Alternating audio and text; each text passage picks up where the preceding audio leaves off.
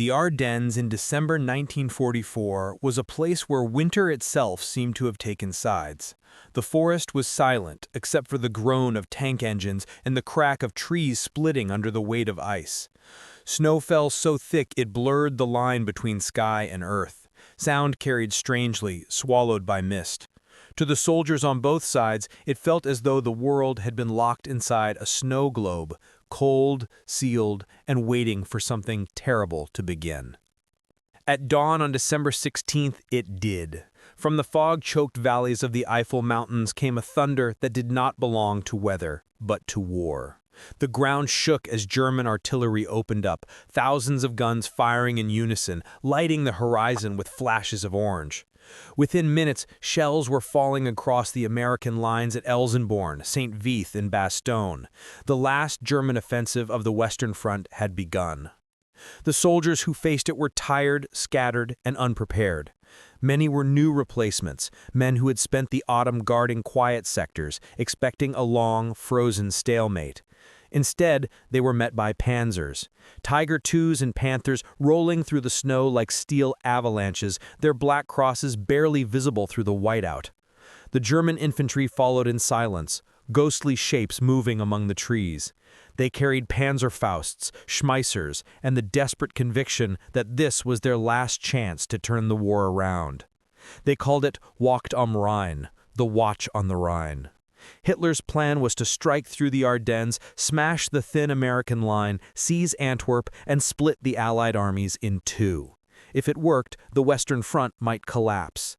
If it failed, Germany was finished. But to succeed, they needed one thing above all: bad weather. For once, nature seemed to listen. The skies over Belgium and northern France turned to lead. Clouds pressed low, fog rolled through the valleys, and snow fell without pause. The Allied airfields, normally the source of constant deafening sorties, went silent. The great fleets of P-47 Thunderbolts, P-51 Mustangs, and B-26 Marauders that had ruled the skies for months were grounded. Their wings iced over, their engines too cold to start. The roar of American air power vanished overnight. The Germans called it a miracle. The Americans called it hell. For the next 7 days, the snowstorm became their jailer. In foxholes and shattered villages, U.S. soldiers fought blind. Tanks bogged down in frozen mud, radios crackled and died. Artillery fire echoed through the fog, impossible to trace. In places like St. Vith and Bastogne, surrounded units fought until their ammunition ran out, waiting for a rescue that could not come. Above them, the sky remained blank and gray. It was the perfect storm for the Wehrmacht. Under cover of snow and silence, the German columns advanced faster than anyone thought possible. Convoys of half-tracks and fuel trucks wound through the forest roads. SS armored divisions surged westward. For a few brief days, the old confidence returned, the feeling of 1940, of blitzkrieg. "The Allies are blind," wrote one German officer in his diary. "We are ghosts in the snow." But even ghosts must fear the dawn. At air bases across France and Luxembourg, the grounded American pilots waited like caged predators. Rows of P-47 Thunderbolts sat on frozen tarmac, their cowlings rimmed with frost, their 2,000-horsepower Pratt & Whitney engines wrapped in canvas to keep out the cold. Mechanics worked by hand in the freezing wind, breaking ice from the propellers with hammers, cursing the weather as though it were the enemy itself. Inside the mess halls, pilots played cards, listened to the distant rumble of artillery, and stared at the sky through frosted windows. They knew what was happening on the ground. Reports from the front told of American units falling back, bridges blown, convoys ambushed. Without air support, the infantry was naked. "We felt useless," recalled Captain Charles D. Smith of the 365th Fighter Group. "The Germans were on the move, and we were sitting ducks, except we weren't even flying." The Thunderbolt pilots were used to being the hammer of the battlefield. Since D-Day, their aircraft had become the terror of the German army. Unstoppable juggernauts armed with 8.5 caliber machine guns and loaded with rockets or 500-pound bombs. In the open skies of summer, they had hunted tanks, strafed trains, and shredded convoys with brutal efficiency. Now, with the weather pinning them down, they could only wait as the Germans regained the initiative. Every morning they gathered at the control towers, staring up at the clouds.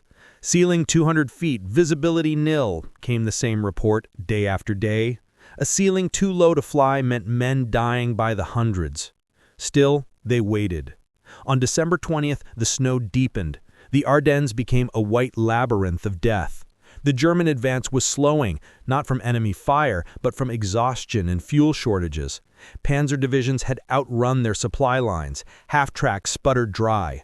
The roads were clogged with wrecks and abandoned vehicles. German officers began to whisper what they all feared. If the skies cleared, they were finished. The Americans, clinging to towns and crossroads, shared that desperate hope.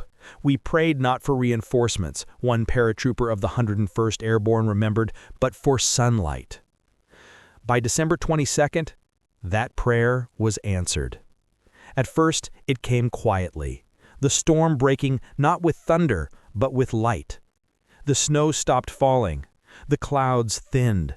A pale golden glow appeared over the horizon, touching the treetops, melting the frost from gun barrels. Soldiers on both sides looked up in disbelief. For the first time in a week, they could see the sky. And then they heard it, the faint, growing rumble of engines. Low at first, distant, then louder, then deafening. At every American airfield, from Florence to St. Trond, the world seemed frozen in suspense. The pilots of the 9th Air Force and the 56th, 365th, and 404th Fighter Groups moved like ghosts through hangars that smelled of fuel and frost. Outside, the ground crews were fighting their own battle, not against the enemy, but against the weather itself. Men in oil-stained parkas hammered ice off propeller blades, poured boiling water over fuel lines, and cursed the bitter wind that bit through gloves and flight suits alike. Rows of P-47 Thunderbolts stood motionless under gray skies, their wings glazed with ice, their silver fuselages dusted white. They were built like flying tanks, 10 tons of aluminum, armor, and horsepower. But even the mighty Jug couldn't fight the sky. The fog was thick enough to swallow sound, the visibility too poor for takeoff. For a week, the engines had been silent. Inside briefing rooms, pilots sat on folding chairs, smoking cigarettes and watching the clock. Each morning, they gathered around weather charts like priests studying omens, waiting for a single word from meteorology: clearance. They were restless, frustrated, and afraid, not of combat, but of helplessness. They could hear the war raging just beyond reach. One pilot, Lieutenant Joseph Boer, wrote in his logbook, "The snow keeps us grounded. Reports from Bastogne are bad. Tanks rolling through, our boys pinned. The airfield feels like a cage. We clean our guns, check our maps, and wait for the sky to remember whose side it's on." To the Germans, that silence was salvation. In the fog, their armored columns crept westward through the forest, engines muffled under blankets of snow. Villages fell, one after another. Piper's SS Panzer Group, infamous for its brutality, surged toward the Meuse River, burning towns as it went. Without American planes overhead, every road was open, every bridge unguarded. But the Wehrmacht didn't know the sky was changing. In a small weather station in Luxembourg, U.S. Air Force meteorologists had been tracking barometric pressure for days. On the morning of December 22nd, the readings shifted. A cold front was moving east, pulling the storm with it. If the wind held, the next day could bring clear skies. At once, the message spread through Allied headquarters. Weather break expected. Prepare for operations. The effect was electric. At Florence Air Base, the 365th Fighter Group, the Hellhawks, began pre-flight checks in temperatures so low that wrenches stuck to bare hands. Mechanics drained frozen oil, replaced spark plugs, and heated engines with portable blowers. The pilots stood by their aircraft, stamping their boots in the snow, running through the plan. Low-level sweeps over the Ardennes, hit-and-run strikes on columns, no mercy, no hesitation. They had waited a week for this.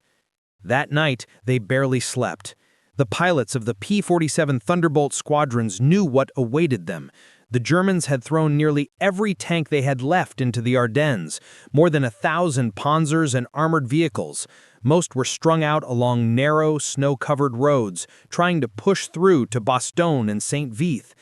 They had almost no air cover, no fuel to spare, and no room to maneuver. If the sun rose tomorrow, those roads would become killing grounds. Captain Glenn Eagleston of the 344th Fighter Group wrote later, "We could hear them through the radio, tanks, convoys, whole divisions moving. We knew they thought the weather would protect them. They were right until the sky turned on them." The Thunderbolt, nicknamed the Jug, had been designed for exactly this kind of work. It was fast in a dive, rugged enough to take hits, and carried a brutal payload. 8 50-caliber Browning machine guns, 10 rockets, and up to 2,500 pounds of bombs. What it lacked in elegance, it made up for in sheer destructive power. German soldiers had once laughed at its bulky frame, calling it the milk jug with wings. After Normandy, they had learned better. Now, that jug was about to be uncorked again. As midnight passed, the airmen listened to the wind. For the first time in a week, it wasn't howling. The temperature rose slightly. The clouds began to thin. Somewhere in the distance, the moon flickered through a break in the overcast. The weather officer walked into the operations room at Florence around 0500 hours, his clipboard trembling from the cold. He looked at the group commander and simply said, "Ceiling 15,000, visibility 10 miles. Silence. Then, cheers. Engines roared to life across the airfield. The ground shook under the vibration of dozens of Pratt & Whitney R-2800s coughing, then booming into a synchronized growl. Exhaust plumes lit the dark with blue flame. One by one, the Thunderbolts rolled from their revetments, wings glinting in the weak dawn. The pilots strapped in, pulled down their goggles, and gave thumbs up. The fog was retreating, and behind it, vengeance waited. From Bastogne, surrounded American troops heard the first faint echoes, a distant rumble that grew until it filled the sky. Men threw off their blankets and rushed outside, staring upward. The clouds had parted. Sunlight spilled over the trees and the silver bellies of P-47s flashed overhead. Private William Fry of the 101st Airborne later wrote, "We hadn't seen the sun in days. When it came back, it brought thunder with it. The boys started cheering. Some were crying. We knew the Germans were finished." For the Luftwaffe, it was already too late. Most of their aircraft had been destroyed or grounded by fuel shortages. The skies that once belonged to the Reich were now enemy territory. And as the morning of December 23rd broke clear and blue, the Jug took flight. Thunderbolts rose in pairs, wings heavy with rockets and bombs. Above the snow-choked valleys of Belgium, their contrails shimmered in the sunlight, bright white against a world of gray. Down below, German tank crews looked up, shielding their eyes. For 7 blessed days, they had owned the ground, but now the air was no longer theirs. The storm had ended, the sun had returned, and with it came the thunder. The dawn of December 23rd began like a promise. Across Belgium and northern France, the first sunlight in a week spilled across airfields glazed with frost. The sky, blue, clean, impossibly vast, looked like a resurrection. For days, the world had been gray, suffocating under clouds so thick that they seemed to press down on men's souls. But now, at last, the ceiling was gone. The snow glittered like glass, and the engines of war began to roar. At Florence Air Base, the 365th Hellhawks were first off the ground. The pilots barely waited for full daylight. As soon as visibility reached a few miles, they throttled forward, engines screaming, tires spinning against the ice before lifting into the clear air. Behind them at Saint-Trond, Juvincourt, and Le Clos, hundreds more P-47 Thunderbolts followed. One by one, they clawed their way into the sunlight, their silver wings catching the reflection of the rising sun, brilliant arcs of light cutting through the sky. The ground crews stood and watched, their eyes watering from the glare and the cold. Some of them saluted as the jugs climbed away, the thunder of their engines rolling across the snowfields like a promise kept. For the first time since the offensive began, the U.S. Army Air Forces were free. Below them, the Ardennes burned in silence. The German advance, which had surged forward with ferocity a week earlier, was now bogged down in the snow. Roads were choked with vehicles, half-tracks, tank destroyers, and fuel trucks, struggling through drifts or abandoned altogether.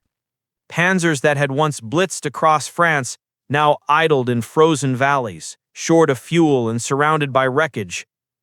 When the first formations of Thunderbolts appeared, the Wehrmacht's illusion of victory shattered. Major David Schilling of the 56th Fighter Group led one of the earliest missions that morning. His radio crackled with target reports. Column sighted, grid 44Q, 40-plus vehicles, permission to engage. Schilling didn't hesitate. Permission granted, make it count. The flight dove in unison, 8 P-47s descending like hawks through the sunlight. The lead aircraft rolled level at 800 feet, lined up on a line of German fuel trucks, and opened fire. 8 Browning 50 caliber machine guns erupted, tracing lines of fire across the snow. The first truck exploded instantly, a column of black smoke twisting upward like a flare. By the time the jugs pulled up, the entire road was an inferno. Farther east, the 362nd Fighter Group struck a panzer column near St. Vith. Lieutenant Robert Punchy Powell described what he saw from his cockpit. The sun was behind us and the snow reflected everything. The tanks stood out like beetles on white paper. You could see them trying to scatter, but there was nowhere to go. We hit them in pairs, rockets first, then guns. One tank took a direct hit through the engine deck, blew the turret clean off. The rest started firing into the trees just to have something to shoot at. The German soldiers had no air cover. The Luftwaffe was crippled, its few remaining fighters trapped by lack of fuel. Anti-aircraft guns barked furiously but without coordination, their shells bursting far below the diving Thunderbolts. Within minutes, the roads were littered with burning armor. By noon, the clear blue sky over the Ardennes was filled with hundreds of aircraft. P-47s, P-51s, B-26s, an airborne armada. To the men on the ground, it was both salvation and damnation, depending on the flag they wore. For the American soldiers dug in at Bastogne, the sound was like music. Sergeant James L. Peterson of the 101st Airborne later said, "We were half frozen, running low on everything, and then we heard it. The hum at first, then the roar. The sun broke through and the planes came with it. The boys started shouting, 'They're back! They're back!' That's when we knew we'd hold."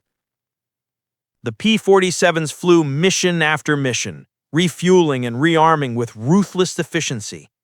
Each sortie lasted less than an hour. They'd take off heavy with bombs, dive through the valleys, hammer the German columns, and return for more. At some airfields, turnaround time fell below 30 minutes. The Thunderbolt's design was perfect for the job. Its radial engine could take punishment that would destroy any inline fighter. Pilots returned with wings shredded with flak, holes punched through fuselages, and still landed safely. "The old jug would bring you home if you treated her right," one pilot said. By the afternoon of December 23rd, the snow-covered roads of the Ardennes were black with smoke. Columns of flame marked where panzer units had been caught in the open. Fuel depots went up like volcanoes. German radio intercepts were filled with panic. "Luftunterstützung erforderlich! Amerikanische Jagdbomber überall!" There was no air support coming for them.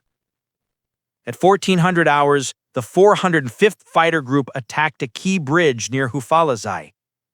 The lead aircraft released its bombs perfectly on target, collapsing the span in a geyser of snow and debris. It was a small thing, a single bridge, but it sealed the fate of hundreds of German vehicles trying to retreat east. Trapped by wreckage and fire, they became easy prey for the next wave. By sunset, the destruction was complete. The once proud columns of the 5th Panzer Army were shattered, their advance halted not by tanks or artillery, but by sunlight and steel. The snow reflected the glow of a dozen burning convoys, their heat rising into the cold air. Pilots returning to base reported seeing the entire forest below flickering with flames. It was like watching the end of the world, but it was our world this time. As darkness fell, the last of the Thunderbolts came home, their fuselages streaked with soot and powder burns. The airmen climbed from their cockpits exhausted, their faces pale under layers of frost and grime.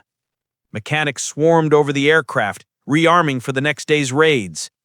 In the distance, the glow of burning fuel lit the horizon. For the first time in a week, the night was quiet. No shelling, no engines, no thunder. Just the faint hiss of wind over snow. The men in the foxholes of Bastogne could finally rest. They didn't know it yet, but the turning point of the Battle of the Bulge had come and gone with the sunrise. And above the frozen Ardennes, the ghosts of that week. By Christmas Eve, the Ardennes had changed color. What had been white only 2 days before was now streaked black with oil, charred steel, and the shadows of wrecks still burning. The forests echoed with the low crackle of distant explosions, the sound of dying machines. The Luftwaffe was gone, the German supply lines shattered, and the sky, once their shield, had become their executioner. The blitzkrieg that Hitler promised would turn the war had burned itself out in 3 days of sunlight. For the men flying the P-47 Thunderbolts, it was open season. From dawn to dusk, the Jugs ruled the air. They flew in every formation imaginable: low sweeps, column attacks, dive bomb runs, strafing passes that raked roads for miles. The pilots hardly spoke anymore. They didn't need to. The targets were endless. Convoys trapped on frozen roads, fuel trucks hidden under trees, field guns and tanks buried in snowdrifts. You could pick your victim, remembered Captain Walker Bud Mahurin of the 56th Fighter Group. We flew over forests that looked like graveyards for metal. The German offensive, once so fierce, was collapsing from within. The 5th and 6th Panzer Armies were bleeding fuel faster than they could advance. Their tanks, designed for blitz, were now immobile beasts stranded in snow. Every mile of road they occupied became a death trap. Thunderbolts prowled overhead, cutting them down one by one. One report from the 362nd Fighter Group described it in dry military language. Enemy convoy consisting of 15 tanks, 30 trucks, and horse-drawn vehicles destroyed or disabled. No opposition encountered. But the truth was less clinical. When the P-47s attacked, there was no escape. German drivers abandoned vehicles and ran for the woods. Officers screamed orders no one could hear. The first rockets hit, tearing through half-tracks and ammunition trucks. The explosions rippled down the line, a chain of fire. Men dove into snowbanks that turned red and black in seconds. From the air, the pilots could see everything. Every flash, every man running, every tank turret spinning desperately toward the sky. Some fired in panic, tracer rounds clawing upward like dying flares. The Thunderbolts barely noticed. They rolled in again, 8.5 caliber guns hammering until smoke blanketed the valley. By midday on Christmas Eve, the German spearhead near St. Vith was gone. At Bastogne, the encircled 101st Airborne held on by sheer will. For a week, they had fought off wave after wave of German attacks, waiting for supplies that never came. But now the sky was theirs again. Cargo planes and C-47s began to appear over the treetops, parachutes blooming like flowers in the cold air. Alongside them, squadrons of P-47s screamed past, strafing anything that moved near the perimeter. Private Harold T. Jones, dug into a foxhole south of Bastogne, later said, "You could tell when the Thunderbolts came in by the way the ground trembled. They'd roll over the trees, fire a burst, and the snow just lifted. We used to cheer every time they passed. It wasn't just air cover, it was hope with wings. The same hope was despair on the German side. For the first time since the war began, Wehrmacht officers saw their own blitzkrieg turned against them. Columns that once symbolized unstoppable momentum were being obliterated from above. A field diary recovered from a German tank commander near Le Glaise recorded the moment with chilling simplicity. "We are blind. The sky belongs to the enemy. Everything burns. Even the snow burns." The P-47's weaponry was unmatched for this kind of slaughter. Each aircraft could carry 2 500-pound bombs and 10 high-velocity rockets, in addition to its 8 machine guns. Pilots learned to fire their rockets in pairs, bracketing tanks and trucks before finishing with gunfire. The thick radial engines, nearly indestructible, allowed them to dive to within 100 feet of the ground before pulling out. They became the hammer that crushed the last German gamble. On Christmas Day, the weather stayed clear, a cruel Christmas gift for the Wehrmacht. The 404th Fighter Group launched over 100 sorties that day alone. Near Hafali's, they destroyed 3 bridges and annihilated an entire supply convoy. South of Malmedy, the 365th Hellhawks dove on an armored column attempting to retreat. By the time they pulled away, the road was littered with destroyed vehicles stretching for miles. The German Luftwaffe tried once to respond. A handful of FW-190s and Bf-110s rose from airfields in western Germany, but they were outnumbered and outgunned. Within minutes, most were gone, shot down or scattered. The skies remained American. The ground troops began to notice the change immediately. The constant fear that had hung over them since December 16th began to fade. German attacks slowed, then stopped. The freezing night still bit at their bones, but the sun brought warmth and survival. One GI wrote home on Christmas Day, "We saw the jugs all day today. They never stopped. God bless every one of those pilots. When they're up there, you can walk with your head high again." To the men on the ground, it seemed as if the Thunderbolts themselves carried the light of victory. When the clouds parted, the sun always came with that unmistakable sound, the deep, rolling growl of radial engines, the metallic scream of diving fighters. It was the sound of the end for Hitler's army. By December 26th, the American counteroffensive began. Patton's Third Army punched through the snow and relieved Bastogne. The German forces were in full retreat, leaving behind hundreds of wrecked tanks, burnt trucks, and frozen corpses. Overhead, the P-47 circled lazily, watching as the battle they had helped turn reached its conclusion. That night, as the pilots returned from their final sorties, the base at Florenay was lit with floodlights and the glow of burning wrecks in the distance. Mechanics worked through the night, wiping the soot from fuselages, refueling for the next day.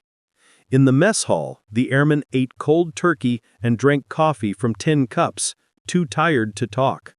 Outside, the snow had turned black, stained by the exhaust of victory. Lieutenant Charles Chuck Arnold of the 362nd Fighter Group looked out across the runway and said quietly, "This was the day the Blitzkrieg died." He was right. The word that once terrified the world, the Lightning War, had ended, not in thunder, but in fire. The last days of December 1944 dawned clear and bitter cold. The storm that had once hidden the German army was gone, and with it, every illusion of victory. Across the snow-laden Ardennes, the sun rose over a wasteland of burned-out tanks, twisted trucks, and blackened trees. The blitzkrieg that Hitler had promised would break the Western Front now lay broken itself, frozen in place beneath a sky the Germans no longer owned. From the moment daylight touched the horizon, the P-47 Thunderbolts were back. Their engines echoed across the valleys, not in desperation, but in dominance. Where once the Americans had prayed for clear skies, now they ruled them. And on the ground, Every soldier, friend or foe, knew what that meant. To the German troops, the sun had become a curse. It announced death.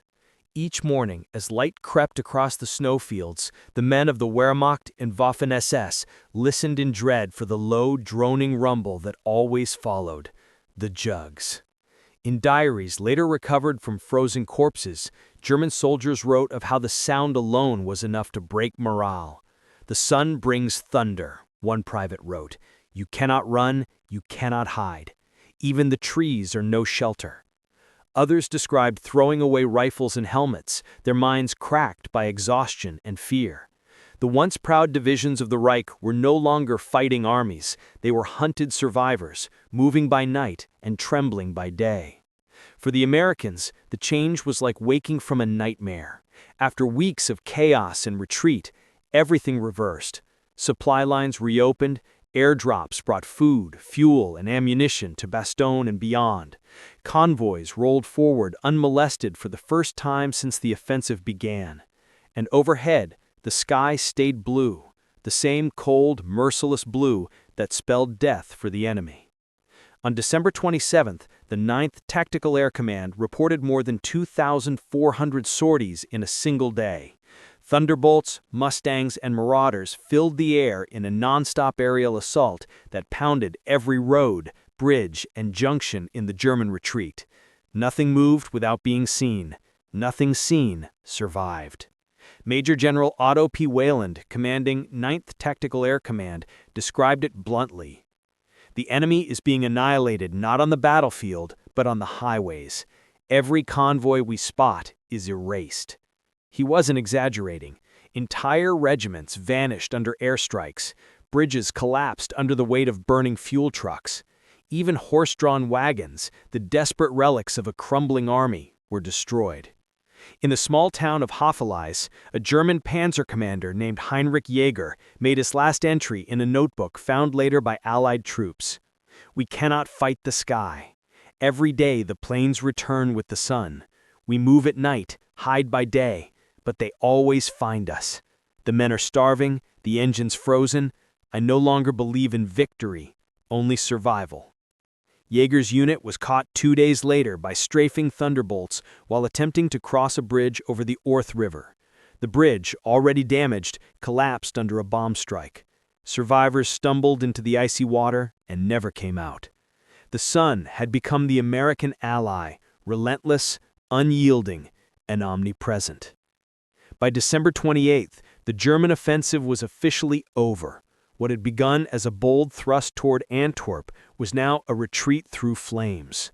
Allied intelligence estimated more than 600 tanks and armored vehicles destroyed, half of them by air power. The Luftwaffe had made its last gasp on Christmas Day, sending a few dozen fighters into the maelstrom. Almost none returned. At Florence Airfield, where the P-47s of the 365th Hellhawks were stationed, the ground crews barely stopped working. The cycle of destruction continued day and night. Rearm, refuel, launch.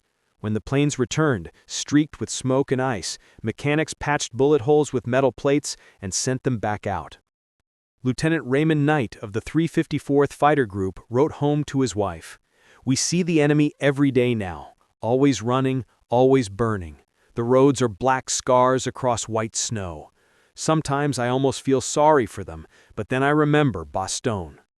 That was the truth of it. No one had forgotten Bastogne, the siege, the cold, the endless artillery. When the Thunderbolts flew over the trapped 101st Airborne a few days earlier, they hadn't just saved lives, they had changed the tide of a continent. By the time New Year's Eve approached, the forest of the Ardennes was silent again. The battle was over, though its scars ran for miles. Twisted steel, burnt uniforms, and shattered helmets marked where the German army's last hope had died. The snow had turned gray with ash and oil. American ground troops moving through the wreckage found evidence of what the enemy had endured. Abandoned vehicles, frozen bodies still clutching rifles, and in some cases, stacks of surrender leaflets untouched in the snow. But the most haunting discovery came from prisoners themselves. When captured and interrogated, many German soldiers repeated the same phrase in disbelief. We surrendered when the planes came back with the sun. For them, that morning, December 23rd, had been the moment the war ended. In the after-action reports that filled Allied headquarters, generals credited weather and air power for turning the tide. Patton's tanks had broken the siege at Bastogne, but the real victory had come from above. The P-47 Thunderbolt, once dismissed as too heavy, too slow, too crude, had proven to be the perfect weapon for the new kind of war, not of maneuver, but of annihilation. By war's end, Thunderbolts had destroyed over 86,000 enemy vehicles and 9,000 locomotives, more than any other fighter bomber in the Allied arsenal. Yet in the Ardennes, their legacy was not measured in statistics, but in emotion, in the sheer shattering relief of soldiers who saw sunlight for the first time in a week and knew that meant they would live. On the first clear morning of 1945, a young American pilot named Jack Reynolds taxied his P-47 across the ice-covered field at St. Trond. He looked up at the cold blue sky and smiled faintly. "No clouds today," he said to his crew chief. "No place for the enemy to hide." He throttled forward, the engine roaring to life, and the jug lifted gracefully into the air, a symbol of the new world being born out of the ashes of the old. The German dream of lightning war had ended in a storm of its own making. The last generation of Nazi soldiers surrendered not to men, but to the light itself. Because when the sun returned over the Ardennes, it brought with it the sound of justice, the deep, unrelenting thunder of American engines rolling through a sky that would never again belong to them.